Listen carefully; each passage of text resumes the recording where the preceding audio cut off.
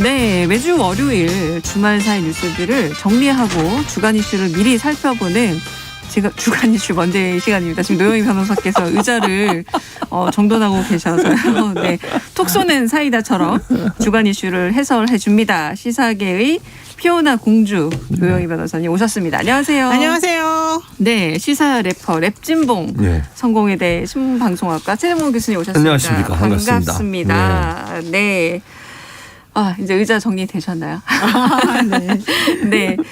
주간 이슈 먼데이 본격적으로 한번 시작해 보겠는데요. 주말에도 뭐 대선 전이라 그렇겠죠. 주말이 없습니다. 정치권 바쁘게 돌아가고 있는데 지난 금요일에 말도 많고 탈도 많았습니다. 2차 TV토론 드디어 열렸습니다. 잠깐 듣고 오겠습니다. 신천지가 코로나 방역을 방해했을 때 분명히 법무부 장관이 압수수색하라고 지시했는데 복지부 의견을 들어서 압수수색을 거부했다라고 말씀하셨던 것 같거든요. 그런데 조선일보가 보도한 내용을 보니까 건진법상과 무슨 법상과 하는 사람이 이만희를 건들면 영매라서 당신한테 피해가 갑니다 라는 말을 듣고 압수수색을 포기했다. 이렇게 지금 보도가 나갔어요. 그리고 최근에 갑자기 어떤 분이 양심선언을 했는데 우리 교주께서 우리 윤석열 후보 덕분에 살았으니까 빚 갚아야 된다. 자, 빨리 다 입당해가지고 경선 도와주라 그랬다는 양심선언이 나왔지 않습니까? 진짜로 압수수색 안 하는 이유가 뭡니까? 오늘 아주 보니까 방어하기 위해서 준비를 많이 하신 것 같은데 좀 돌아가면서 합시다. 근거 없는 이런 네거티브 가지고 말씀을 막 하십니다. 본론부터 말씀을 드리면은 복지부에서 30만이 되는 신도가 반발할 경우에 이 관리가 안 되니까 강제 수사는 지금 단계에서는 안 되니 조금만 미뤄달라고 해서 바로 중대본과 함께 대검의 디지털 수사관들을 투입을 해서 압수수색보다 더 광범위한 범위로 신천지의 과천본부의 서버를 다 들어와 가지고 중대본에 넘겨주고 또 우리 대검의 디지털 수사관들을 한 달간 붙여가지고 전부 포렌식을 해서 다 넘겼습니다. 법무부 장관의 압수수색 지시는요, 그건 완전히 쇼입니다. 왜냐하면 압수수색 지시를 언론에 공개하면서 하는 기자들이 다 그때 웃었습니다. 네. 마지막에 이런 말도 했군요. 추미애 당시 법무부 장관의 신천지 압수수색 요구는 완전히 쇼였다. 압수수색 지시를 언론에 공개했고 그리고 당시 기자들이 다 웃었다라고까지 얘기를 했는데 신천지 압수수색 관련해서 이재명, 윤석열 후보 간의 공방이 오간 겁니다. 윤 후보는 압수수색이 광범위하게 했다. 신천지 서버도 포렌식 했다. 중대본도 넘겼다. 문제될 게 없다라는 발표했습니다. 어떻게 보시는지요? 네. 이 관련해 가지고는 추미애 장관 얘기하고 이재명 그 후보 얘기하고 윤석열 후보하고 얘기가 다 틀리거든요. 그러니까 지금 추미애 장관 얘기는 일단 당시에 윤 후보가 압수수색보다 광범위하게 신천지 서버를 포렌식했고 뭐 중대본에 넘겼다 이렇게 말한 것이 이제 거짓말이다라고 말을 하면서 포렌식 자료는 이재명 대선 후보가 경기도지사 시절 했던 것이고 이 포렌식 자료를 가지고 대검찰청에서 오히려 반대를 했다. 이렇게 지금 추미애 장관 얘기를 하고 있어요. 그래서 당시에 대검에서 뭐라고 하면서 반대를 하더냐 이제 물어보니까 압수수색 자료가 아닌데 어떻게 대검에서 이걸 압수수색하겠습니까? 라고 처음에 이제 대검에서 반발을 했다는 거고요. 그다음에 대검을 우회해서 세종시로 대검의 포렌식 요원을 파견 보내서 거기에서 포렌식을 해낸 거다라고 윤 후보가 말하니까 이거는 완전히 정면과 배치되는 상황이다. 그러니까 윤 후보가 거짓말하는 거다. 100% 거짓말이다. 이렇게 지금 추미애 장관이 말하고 있고요. 지금 이재명 후보도 주장을 하는 걸 들어보게 되면 난 내가 했는데 네가 왜 그렇게 했다고 주장하냐 이렇게 말은 안 하고 있지만 전체적인 걸로 봐서는 내가 압수수색했다는 건 확실한 것 같거든요. 그래서 지금 윤석열 후보 말 하나 하고 추미애 장관하고 그다음에 이재명 후보 간의 말이 서로 틀리게 1대2로 지금 달리게 나오고 있어서 이건 당시에 뭐 보건복지부 사람을 들여다보고 해봐야지 더 정확히 알겠습니다만은 전체적인 맥락이나 이런 걸 봤을 때는 아마도 윤석열 후보가 좀 거짓말하고 계신 건 아닐까 이 생각이 조금 들긴 들어요. 네, 압수수색이 있긴 있었는데 누가 했느냐가 다 말이 다 엇갈린다는 얘기인데요. 네. 근데 그때 우리가 그때 이 언론에 보도가 됐었잖아요. 경기도에서 했었다고. 네. 그러니까 경기도에서 이제 압수수색을 안 하니까 행정명령을 통해 가지고 본인이 이제 지사가 직접 간 거 아닙니까? 거기서 자료를 확보한 거죠. 그 자료를 포렌식을 했다는 건데 지금 얘기했던 것과 더불어서 또 이제 추 장관이 오늘 아침에 추 전 장관이 아침에 인터뷰하면서 했던 얘기가 있는데요.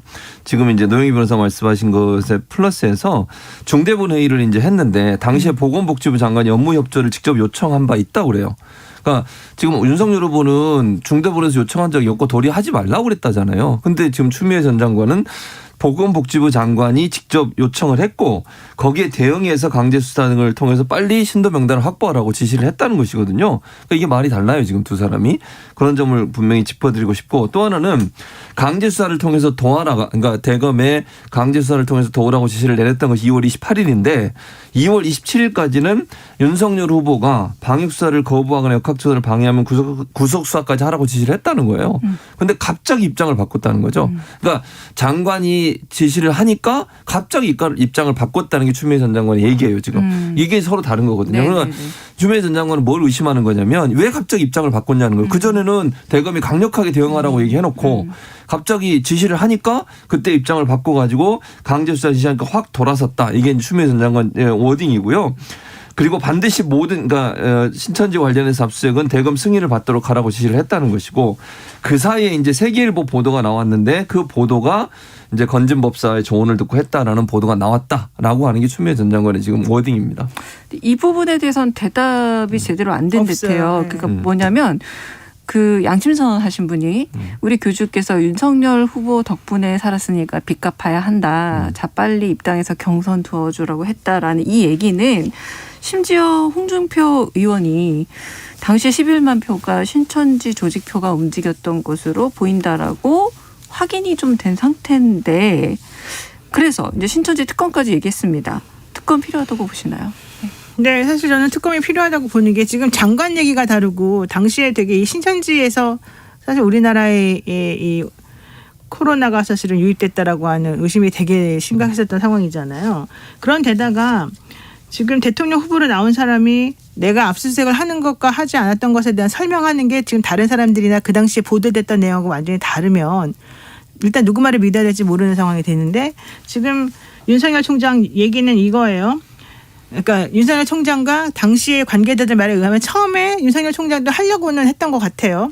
그런데 갑자기 태도를 바꿨다는 거고 태도를 바꾼 이유가 뭐냐 사람들이 궁금해하니까 지금 최진묵에서 말한 것처럼 뭐 세계부 기사 그걸 꼭 꼬집어서 말하는 건지는 모르겠습니다만 24일하고 25일에 기사가 하나가 나왔는데 그 기사에서 뭐라고 나왔냐면은 건진법사가 이렇게 말했다는 거죠. 이만희 신천지 총재도 영매다. 근데 대통령이 네가 되고 싶다면은 영매한테 피 묻히고 그렇게 안 좋은 상황을 당하면은 좋지 않지 않겠느냐. 그래서 안 한 것으로 자기는 추정한다. 그러니까 이게 이제 추 전 장관의 합리적 의심이라는 거죠. 근데 우리가 그 당시의 상황을 생각을 다시 돌이켜서 해보면 그때 당시에 사실은 당연히 하는 거라고 생각하고 있었고 그 19번 뭐 30번 이런 사람들이 전부 다 좀 어디서부터 어떻게 나타난지 모르는 상황이었기 때문에 확인을 좀 해달라고 했는데 신천지에서 계속해서 협조를 안 하던 상황이었잖아요. 그래서 우리가 이거 초창기에 잡아야 된다 그러면서 깜짝 놀라가지고 다 강제수사를 하는 걸 당연하게 여겼는데 너무 이상하게 윤석열 총장만 당시에 그거를 거부했단 말이죠. 장관이 시켰는데도 불구하고. 그래서 다들 조금 너무 이상하다. 그런데 오히려 그 반대쪽 이재명 후보 쪽에서는 오히려 자기가 지사라는 걸 이제 확인해가지고 내가 지사니까 내가 할 수 있는 걸 하겠다라고 해서 경기도에서 또 그 압수수색을 다 하러 돌아다녔었어요. 그러니까 그게 완전히 대비가 돼서 한번 보도가 또 대조적으로 된 게 있었죠. 갑자기 태도가 바뀌었는데 이제 추 전 장관은 이제 개인 의견이 있을 수 있겠습니다만 여튼 세계일보 기사와의 연관성을 이 갑자기를 해석하는데 필요할 수도 있겠다라는 말로 들리는데 이 논란에 한 가지 좀 불이 더 붙었습니다. 뭐냐면 윤석열 후보가 건진법사 이야기를 듣고 죄송해요. 제가 웃음이 좀 나오는데 이마에 흰 털을 붙였다. 네, 맞아요. 네, 이 말은 왜 나오는 건가요? 네. 이건 제가 한 얘기가 추미애 전 장관이 한 얘기입니다. 네, 나중에 맞아요. 또 네. 저한테 또 막 법적 조치를 취할까 봐 제가 말씀 네. 분명히 드려요. 추미애 네. 전 장관이 뭐라고 얘기했냐면 TV토론 11일 날 TV토론에 자세히 관찰해 보니까 흰 눈썹이 포착이 되더라. 그렇게 보도한 언론사가 다수 있었다는 것이죠. 힌트를 하나가 길게 눈썹 옆에 나온 것을 확인하는 추가 보도가 있었다. 그렇게 얘기를 했고 이제 그날 오전에 이걸 이제 비교하면서 추 전 장관이 뭐라고 그랬냐면 윤석열 후보가 그 오전에 이제 추기경님을 만나러 갔거든요. 네. 그때는 그게 없었다는 거예요. 예방할 때 그 사진에 보면 그런 흰 눈썹, 흰 털이라고 그래야 되나요? 흰 눈썹이 없었다. 근데 왜 그게 토론회 하는 날 있었냐 이렇게 얘기하면서 관상학으로 얘기를 하더라고요. 우리 또 노영희 영희 시대 감상학은 아니죠. 어쨌든 그래서 관상학적으로 봤을 때 이게 네. 붙인 게 왕자 논란과 좀 연관된 게 아니냐 이런 네. 이제 얘기를 하고 있는 게 추 장관의 워딩입니다. 이 네. 흰 털을 왕의 털, 용왕의 털이라고 그렇습니까? 부르는 그런 입장이죠. 관상학적으로? 저는 처음 들어봤습니다. 그래가지고 네. 그게 일본에서 날라온 뭐 무슨 무술 중에 하나라 그러는데 정확하지는 않습니다만은 네. 그런 것 때문이라는 설이 하나가 있고 그냥 저의 개인적인 설은 이 집이 고양이도 많이 키우고 강아지도 많이 키우니까 그냥 개털 고양이 털이 묻은 거 아닌가? 네. 그게 그렇게 오랫동안 네, 이게 왜 이랬어요? 이쯤에서 관상기회가 나왔으니까 DOCSH님께서 예, 노 변호사님 예뻐요라고 네, 관상 나온 김에 고마워요. 아쉽게도 최 교수님 아는 말이 잘생겼다는 없군요. 문자가 안 왔습니다. 네, 아쉽게도. 네, 오늘 이제 법무부 관련해서 또 윤석열 후보의 발언이 속보로 봤습니다. 네, 법무부 장관의 검찰총장에 대한 수사 지휘권 폐지하고 공수처 뭐 무능하다는 표현까지 썼는데 검찰과 경찰도 고위공직자 부패 수사를 할 수 있도록 하겠다. 그러니까 공수처 무력화하겠다라는 말로 들립니다. 또 어떻게 생각하세요? 근데 이게 말이 안 되는 게 그동안에 공수처 없을 때는 검찰하고 경찰에서 다 했어요.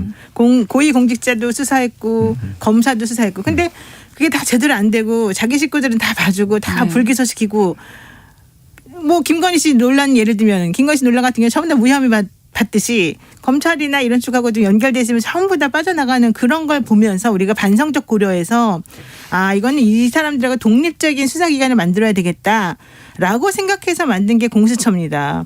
그런데 지금 이 우리의 멋지신 이 윤석열 후보의 입장에서 말을 하는 걸 들어보면 그럼 공수처를 왜 만들었습니까? 그동안 기존에 있던 경찰이나 검찰에서 또 수사할 수 있게끔 만든다면 공수처에서 수사하는 거하고 구분도 안 될 뿐더러 또 하나는 결과적으로는 니네 어차피 검찰 경찰 이런 사람들은 다 우리 식구니까 다 같이 봐줘라라는 소리밖에 안 되는 거잖아요. 그 70년 동안 검찰이 기소권하고 수사권을 다 가지고 있었던 게 70년이거든요. 70년 동안 자기네들끼리는 전부 다 봐주고 자기네들끼리는 전부 다 넘어가던 그런 사건들이 너무 많아서 우리가 그러면 안 된다라고 생각해서 이 공수처를 정말 어렵게 만들었는데 이제 와서는 공수처 뭐 있거나 말거나 상관없이 다시 원래대로 돌리겠다? 이건 정말 있을 수 없는 일 아닙니까? 네. 저도 한마디 하면 심지어 짧게 입장이 바뀌었어요. 네. 옛날에는 네. 노영민 전 비서실장 말 들어보면은 검찰총장 최종 선택 당시에 네. 굉장히 공수처 설치하겠다. 검찰 개혁 의지를 표명했다라고 하면서 이제 어떻게 보면 자기 의견을 뒤집은 건데. 네. 그렇죠. 그러니까 노 전 실장이 지금 이거 인터뷰 나서 했던 말은 이제 마지막 검찰총장 후보 임명하기 전에 후보를 인터뷰하고 네, 마지막 한 맞습니다. 명으로 윤 전 총장이 이제 아마 남았나 봐요. 그래서 이제 얘기를 한 것 같아요. 이거 그 공수처 관련해서 어떻게 할 거냐 했더니 본인 열심히 하겠다. 공수처 설치 관련해서 자기는 동의한다. 이렇게 얘기했다는 거예요. 그리고 뭐 그 검경 수사권 조정에 대해서 적극적으로 하겠다. 그래놓고 이제 되고 나니까 말을 바꿨다는 얘기고요. 저는 이제 일단 이렇게 생각해요. 법무부 장관의 검찰총장의 수사 지휘권을 폐지하겠다고 그랬어요. 그러면 검찰을 누가 견제합니까? 견제할 수단이 있나요? 우리 영희 시대 노영희 변호사님. 검찰을 견제할 수단 없어요.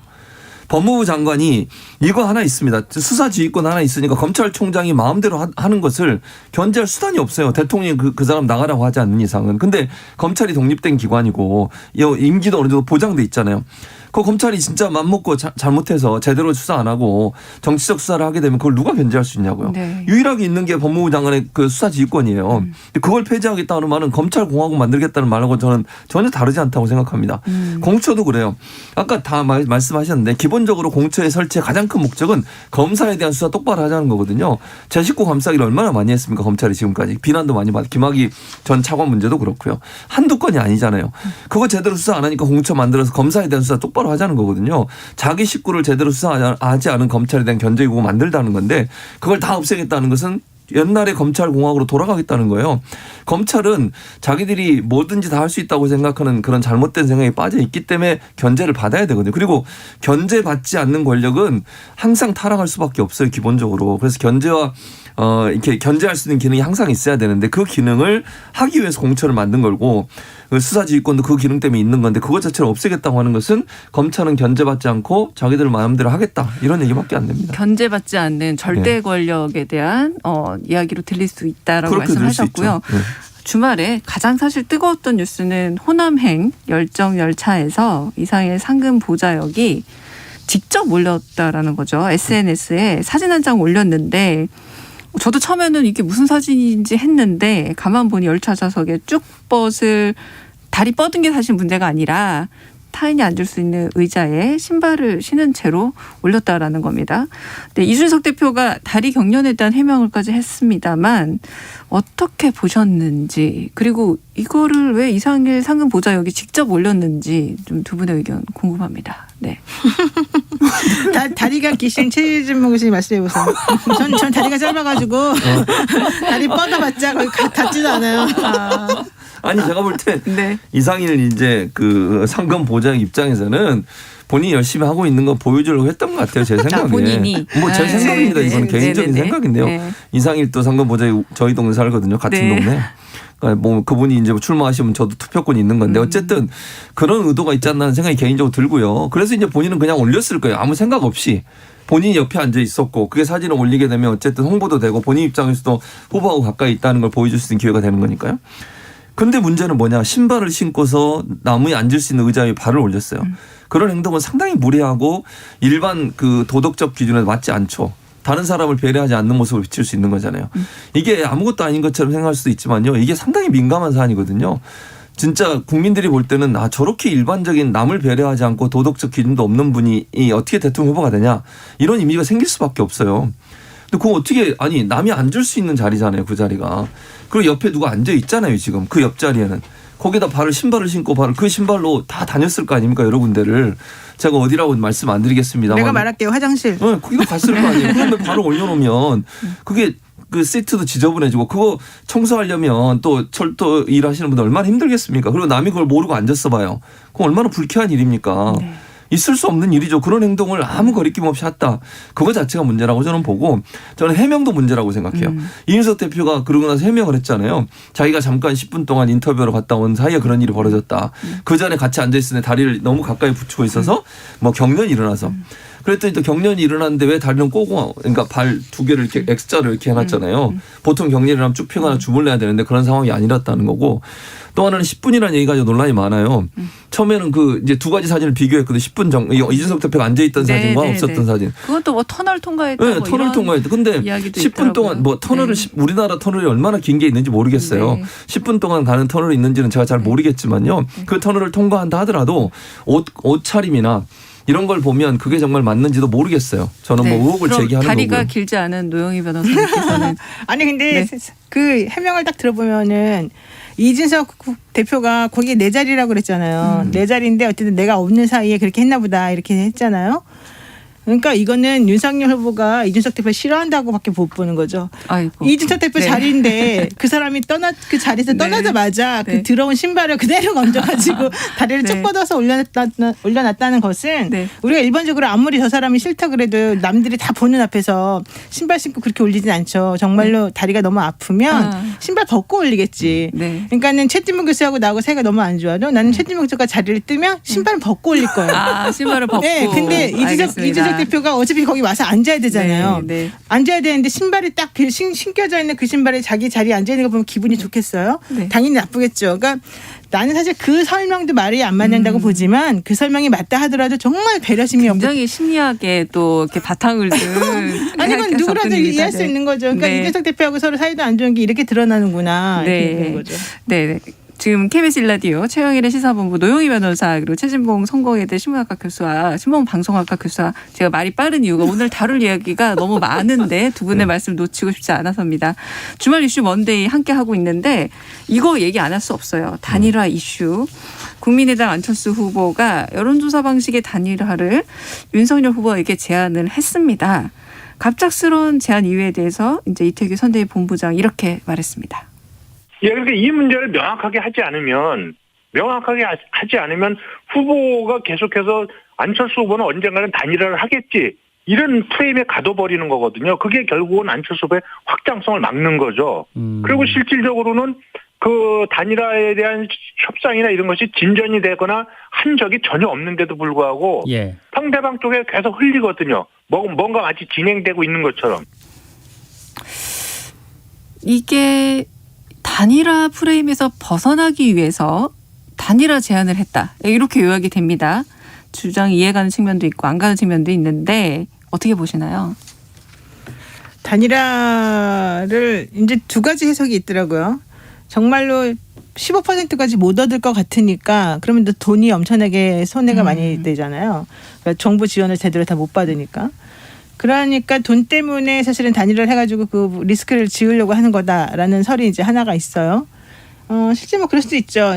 뭐 어차피 끝까지 완주한다고는 말했지만 결국 돈이나 조직이 중요한데 지금 현재 돈 조직이 좀 모자라는 편 아니겠습니까? 또 하나는 자기는 계속해서 완주할 마음도 있고 윤석열 쪽에서 나오는 것과 같은 그런 종류의 단일화를 하고 싶은 마음도 없는데 만약에 본인이 단일화를 끝까지 제안하지 않거나 안 한다고 하거나 이러면 지금 이준석 대표나 윤석열 측에서는 야 조건 없는 단일화하자 막 이렇게 계속 나오는데 자기만 혼자 조건 다는 사람처럼 이상하게 변해버리는 거죠.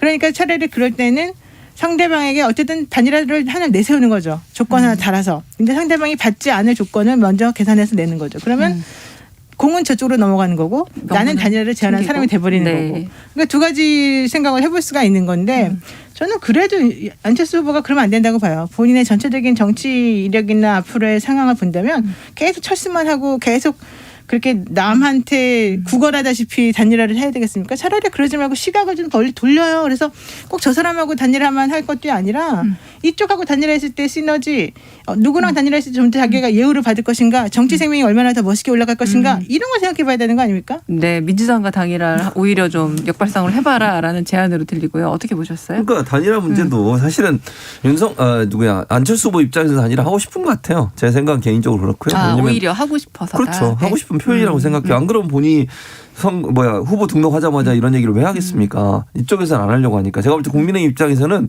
포기하고 들어와라. 이렇게 계속 메시지를 던지는 거잖아요. 단일화 같은 거 우리 별 관심 없으니까 그냥 뭐 이준석 대표 말을 그대로 하면 사퇴하라. 뭐 이런 거 아니에요? 그리고 그냥 도와줘라 와서 조건 없이. 그 안철수 후보 입장에서는 이렇게 가다가는 그렇게 해서 끝날 수도 있는 상황이 되는 거예요. 그러면 뭔가 본인의 가치를 올리기 위해서는 단일화 이슈라도 던져가지고 본인의 어떤 가능성, 그게 일말의 가능성이든 아주 적은 가능성이라 하더라도 국민 투표를 하게 되면 국민 경선을 하게 되면 본인이 이길 수 있다는 생각도 한다고 봐요. 저는 여론조사 결과로 보면 그런 경우도 나오는 경우도 있고요. 그렇다고 하면 안철수 후보 입장에서는 지금 이대로 가다가 본인이 단일 후보가 되긴 어렵고 뭐 당선 가능성도 좀 낮은 거 아니겠습니까? 그러면 승부수를 던지는 방법이 단일화밖에 방법이 없어요. 지금 상황에서. 지금 확실히 이슈를 주목하는 데는 효과를 거두고 있는 듯합니다. 이 통 큰 단일화 아까 정미경 최고위원하고도 얘기를 했는데 뭐 DJP 뭐 과거 공동정부 이런 것들도 얘기하던데 어떻게 생각하세요? 통 큰 단일화 뭘까요? 그러니까 누구 입장에서 통큰 단일화예요? 국민의힘에서 말하는 통 큰 그러니까 단일화. 그건 국민의힘 입장에서만 좋은 통큰 단일화지. 안철수 후보 입장에서는 쟤네 맨날 철수만 하는 애, 쟤네 맨날 단일화만 하다가 끝나는 애, 쟤네 맨날 남한테 이용만 당하는 애, 쟤네 단일화 해주고 아무것도 못 얻는 애. 이렇게 프레임이 짜여지죠. 그러면 그게 앞으로 그 사람이 정치할 수 있는데 어떤 바탕이 되겠습니까? 지금까지 나온 이미지일까요? 안철수 후보는 제일 처음 나왔을 때 이미지가 제일 좋았고요. 지금 계속 하향 곡선이에요. 그럼 지금이 오히려 다시 한번 자신의 이미지를 바꿀 수 있을 만한 그런 턴 시기인데 이번에도 뭐라 해서 계속 단일화 안 하고 완주할 거다라고 계속 해놓고 딱 후보 등록하는 날 먼저 스스로 제안을 하잖아요. 남들이 하기도 전에. 그럼 사람들이 그걸 보고 뭐라 그랬습니까? 넌 역시 안 되겠구나 라고 생각할 수밖에 없죠. 게다가 권은희 의원도 제가 몇 번 만났는데 절대 단일화 없다 그렇게 말했어요. 근데 그런 말 하면서 나중에 단일화 하겠다는 그 제안할 때는 또 뭐라 그랬냐면 내가 완주한다 그랬는데 하도 사람들이 물어봐서 그냥 단일화를 제안하는 거야. 이게 네. 무슨 말이 되는 소리입니까? 말이야 방구야 진짜 말이 안 되는 거죠. 그러게요. 그래서 우상호 더불어민주당 총괄선대본부장은 안철수 후보가 단일화에 차단선을 친 셈이다라고 해서 오히려 이제 단일화 더 어렵게 됐다라고 말을 했다는 거예요. 그래서 이재명 안철수 연대도 쉽지 않을 것 같다. 민주당은 정말 윤석열 안철수 단일화 어렵다고 본다고 생각하시는지. 그러니까 뭐 힘들다는 거죠. 한마디로 얘기하면 뭐 단일화에 어떻게 될지 모르니까 확실하게 얘기할 수는 없지만 서로 입장이 다르잖아요. 지금 뭐 그 안철수 후보 그 얘기 나오자마자 국민의힘은 선을 그었잖아요. 윤석열 후보도 뭐 일단 정권 교체에 대해서 동의해 준 건 감사한데 국민 경선 방식은 아닌 것 같다. 그렇게 얘기를 한 거잖아요. 결국은 뉘앙스로 보면. 그러니까 국민의힘의 주요 당직자들이나 아니면 그 선대에 있는 분들, 선대 본부에 있는 분들은 대부분 다 선을 긋고 있어요. 뭐 그건 아니다. 그러니까 방법은 하나. 포기하고 들어오든 아니면 자리 몇 개 줄 테니까 그거 받으시고 합류하시든 이 두 가지 방법의 다른 방법 DJP 연합이 그런 얘기거든요. 결국은. 그러니까 DJP 연합이라고 하는 것은 결국 공동정부를 하자는 것이고 그 공동정부에서 어느 정도까지 우리가 양보할 수 있는지에 대해서 협상을 해볼 수 있다. 근데 전제가 국민 경선을 하는 것을 우리는 받아들일 수 없다는 거예요. 이유는 윤석열 후보의 이제 가까이 있는 분들의 생각은 이 안철수 후보 단일화 안 해도 우리가 이긴다고 생각해요. 그게 이제 문제거든요. 그러면 단일화를 굳이 할 필요가 없다고 생각하는 거거든요. 안철수 후보는 혼자 몸이 달아 있는 거예요. 왜냐하면 네. 본인 입장에서 단일화가 아니고는 당선 가능성 거의 없죠. 지지율이 또. 그렇죠. 네. 그런 지금 현재 상황으로 그렇다는 네. 말씀을 드리는 거예요. 그러니까 그러면 더더군다나 안철수 후보가 계산을 못하는 거죠. 왜 그 수학 잘하시는 분이 계산을 못할까요? 아니 지금 본인이 그러면은 안철수 후보가 국민의힘 쪽에 가가지고 대우받거나 대접받거나 그 기여도 아니 표의 그래서 기여도 이준석 생각해보면 대표가 아니잖아요. SNS에 안철수 후보가 마치 자신의 손바닥 안에 있다는 듯이 손오공 얘기하고 손오공 부처님 손바닥 안에 있는 아이고, 모습을 참나. 선보하기도 그런 말 했어요. 듣고도 가만히 있어. 그러니까 이게 말은 단일화가 계속 진행이 되고 있지만 현실적으로 감정까지 좀 상한 상태 아닐까. 감정 인납도 상했죠. 그래서 네. 안철수 후보는 이준석 말은 듣지도 않는데요. 그래서 두 분은 단일화가 뭐 시점은 언제든 간에 뭐 3월 8일에 되더라도 된다 안 된다 어떻게 보십니까? 네. 글쎄요.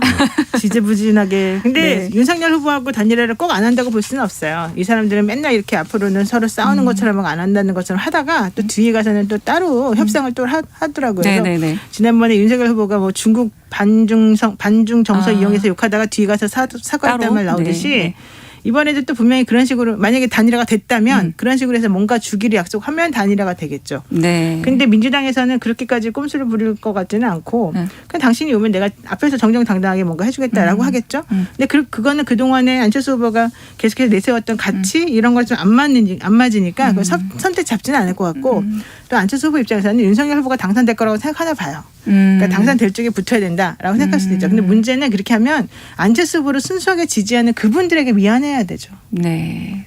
저는 최 교수님. 지지율이 관건이라고 생각해요. 예스 노로 대답해달라고 제작진이 압박하고 지지율이 있습니다. 관건이다. 네. 왜냐하면 지지율이 떨어지면 윤석열 후보 네. 어쩔 수 없이 할 거예요. 근데 네. 지지율이 지금처럼 가고 조금씩 앞선다고 나오잖아요. 그럼 안 합니다 절대로. 네, 알겠습니다. 지지율이 관건이다라는 최지봉 교수님 마지막 말씀 듣고 KBS 일라디오 최영일의 시사본부 노영희 변호사 그리고 최진봉 교수님과는 여기까지 함께 하겠습니다. 주간 이슈 먼데이였습니다. 오늘 말씀 감사합니다. 감사합니다. 네.